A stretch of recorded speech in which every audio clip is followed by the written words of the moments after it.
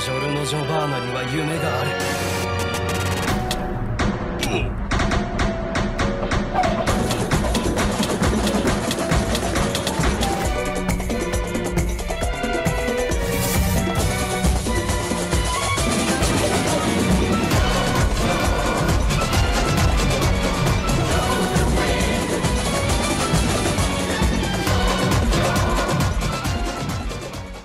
Bien le bonsoir à tous, ici Virgule, j'espère que vous allez bien, en tout cas moi ça va super.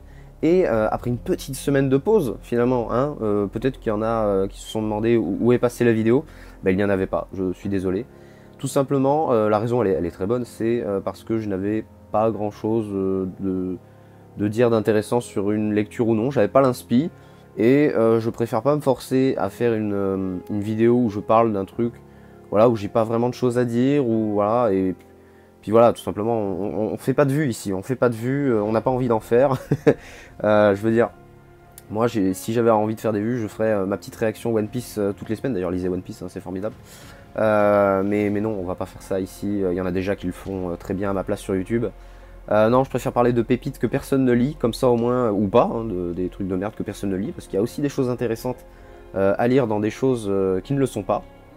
À méditer, méditer ça. Et là, tout simplement, j'ai rien lu récemment qui m'a donné envie de faire une vidéo.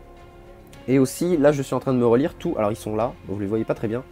Mais je suis en train de me relire tout l'Attaque des Titans. J'ai profité de la dernière sortie, qui est le dernier tome de la série. Et je me suis tout relu depuis le début parce que c'est génial, l'Attaque des Titans. Vraiment, lisez ça parce que c'est très très bien. Bref, parenthèse fermée, on est ici pour parler d'un comics. Et ce comics, il est ici. On va parler du Joker de Brian Azzarello et Lee Bermejo. Alors ce comics, déjà premièrement, je crois que je l'ai dit dans une autre vidéo ça, mais oui c'était pour le Alan Moore. Je vais encore montrer un comics où ce n'est pas la bonne couverture.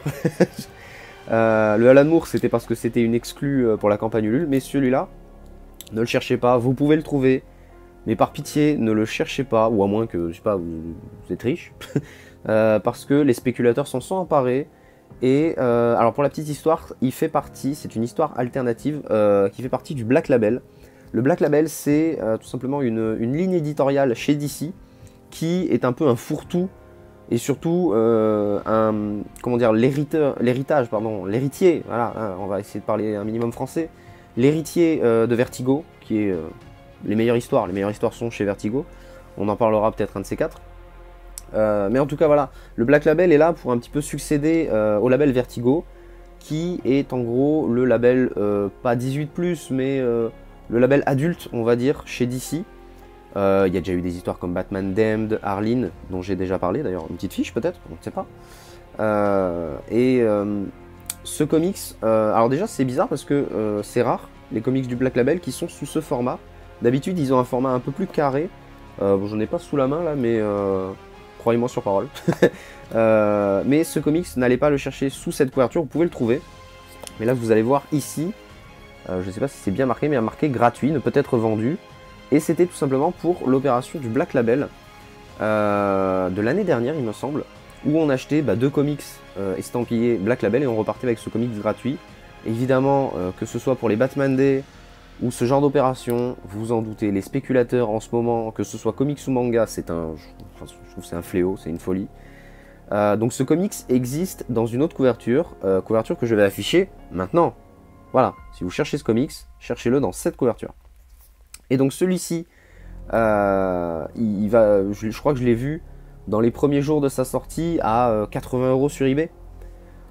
Ne l'achetez pas à ce prix-là, par pitié, surtout qu'il fait quoi? Il fait 128 pages. 128 pages pour même 20 balles, en fait. Je crois qu'il est à 15 balles de base, donc n'allez pas le payer outre, voilà. Et je sais pas vous, mais je sais que beaucoup aiment la couleur dans les comics, et celui-là est en noir et blanc. Donc voilà, je vais essayer de vous montrer un petit peu du noir et blanc. Donc, voilà, je reprends ma manie de montrer, hein, c'est terrible. Hein. Mais voilà. Sinon ici je vais un petit peu montrer du coup de la couleur et du noir et blanc un petit peu pour nuancer, comme ça au moins vous avez un petit peu une démo des deux comics. Donc du coup, le Joker de Azzarello et Bermejo, de quoi ça parle?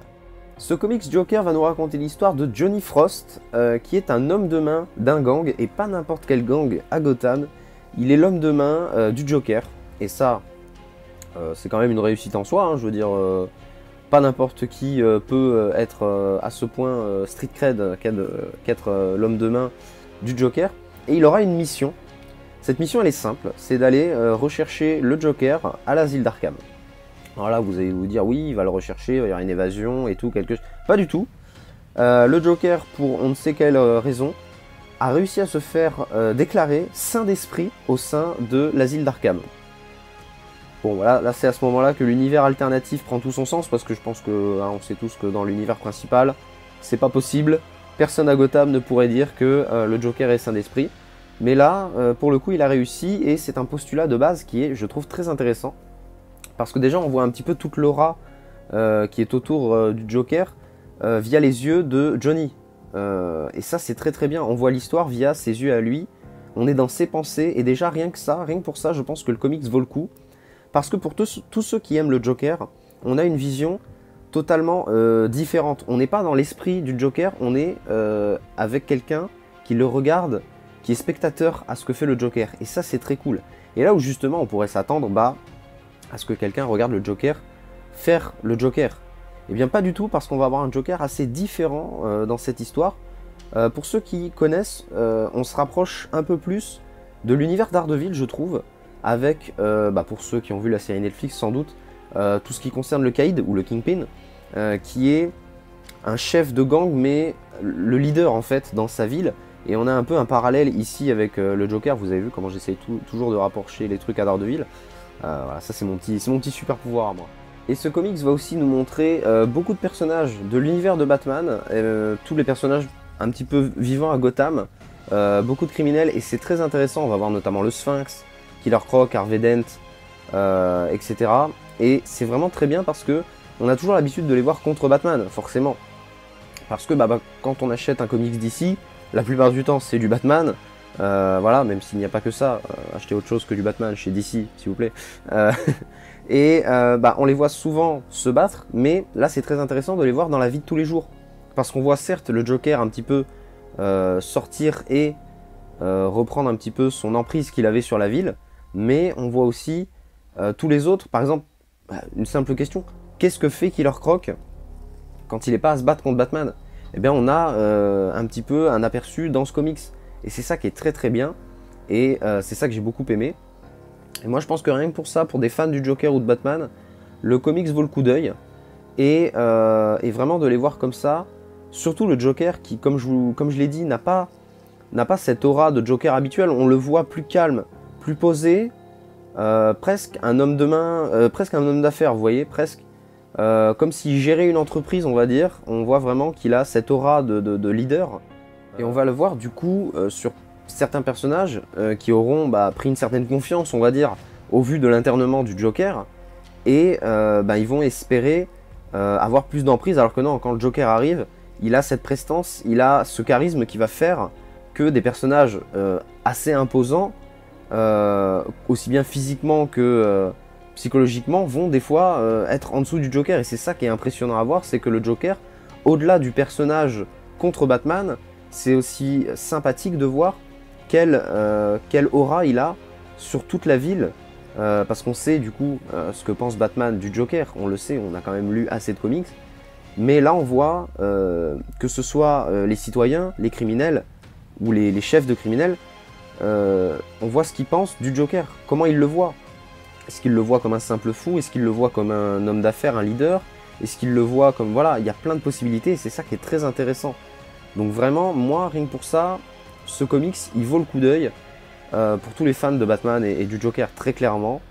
Et le Joker, ce n'est pas qu'un scénario, c'est aussi un dessin, et pas n'importe quel dessin, c'est le dessin de Lee Bermejo. Alors Lee Bermejo, je suis censé du coup passer des images depuis tout à l'heure, et là, il y a deux options. Soit vous vous cassez la rétine tellement c'est beau, soit vous trouvez ça très moche et vous comprenez pas. C'est un dessinateur que j'aime rapprocher, on va dire, de Alex Ross, qui est un dessinateur qui a fait par exemple les couvertures du Immortal Hulk, ou encore qui a dessiné Justice League La Promesse, dont un jour je pense qu'on va parler dans cette émission. Enfin dans cette émission, le mec se sent plus. Voilà, c'est un auteur qui, je trouve, fait beaucoup de photoréalisme et c'est très très beau. Et là où ça m'a quand même étonné, vous pouvez peut-être constater que entre ces illustrations en noir et blanc ou en couleur, c'est pas pareil. Et moi pour le coup, même si bon, j'aime beaucoup le côté puriste chez les comics et que les versions noir et blanc sont très bonnes, eh bien j'avoue que Libermejo, je préfère largement quand il est colorisé et ancré parce que sans l'ancrage, ça donne un petit truc en moins. Je vais essayer de vous passer du noir et blanc ancré et pas ancré, vous allez le différencier tout de suite. Donc voilà, sans parler tout de suite de la couleur, rien que l'ancrage est très très bon. Et voilà, ce comics en noir et blanc, certes il est très bien, mais je pense que pour beaucoup de personnes qui comme moi ne sont pas dérangées, on va dire, par le noir et blanc ou la couleur, enfin il y en a qui je pense achètent que du noir et blanc et d'autres que de la couleur, mais je pense voilà que pour beaucoup de personnes vous allez préférer la couleur à celui-là en noir et blanc. Donc non seulement vous n'allez pas vous ruiner à prendre cette édition, mais en plus de ça vous allez apprécier encore plus le dessin de Libermejo. Après ce n'est que mon avis, voilà, Libermejo je l'apprécie beaucoup quand il est ancré et colorisé, mais il y a d'autres dessinateurs où c'est pas du tout le cas. Et dans tous les cas, Libermejo, il est en grande forme dans ce comics. Donc vous avez aucun souci à vous faire. Il a ce côté, comment dire, un peu sale, on va dire. Dans tout ce qui est vêtements, j'ai reconnu un petit peu de John Constantine, pour ceux qui connaissent. Hellblazer, tout ça, c'est incroyable. Donc voilà, il a ce côté, il sait faire des poses. Il sait donner au personnage cette prestance. Et surtout, voilà, quand on voit le Joker, justement, encore une fois, il dessert très bien le scénario. On voit que Johnny Frost regarde le Joker d'un certain point de vue, eh bien on va voir comment est vu à travers, sans spoiler, il y a un événement à la fin qui va se passer, et bien au lieu de le voir dans des pages de comics classiques comme on pourrait lire une histoire, là on va le voir des yeux de Johnny, et c'est excellent, ça donne, et là Libermejo il se donne à 100%, c'est formidable. Donc vraiment, il est pas cher je pense. Je pense qu'il est à moins de 20 balles, je pense qu'il est à 18-17, même moins, je sais pas. 128 pages, one shot, hors continuité, vous pouvez le lire sans connaître la continuité Batman qui est un bordel sans nom. Enfin bref, c'est ici que la vidéo se termine, j'espère qu'elle vous a plu. N'hésitez pas à me dire ce que vous avez pensé de ce comics dans les commentaires, n'hésitez pas aussi ceux qui ont lu ce comics à me dire si vous l'avez trouvé bon ou non. Encore une fois, excusez-moi pour la petite pause d'une semaine, mais je travaillais un petit peu sur la vidéo d'Inuyashiki qui va prendre je pense plus de temps que prévu, mais j'ai envie vraiment de faire un bon taf. Donc pour ceux qui n'en ont pas entendu parler, qui ne savent pas de quoi je parle, je vais mettre en fiche soit la vidéo d'annonce complète, soit la bande-annonce directement, le trailer de la vidéo que je vais sortir à part. Mais voilà, en tout cas, n'hésitez pas aussi à aller regarder cette vidéo. J'ai vraiment beaucoup aimé la faire. Et d'ici là, portez-vous bien, lisez des comics, lisez des mangas. Moi, je vous dis à la semaine prochaine. Salut!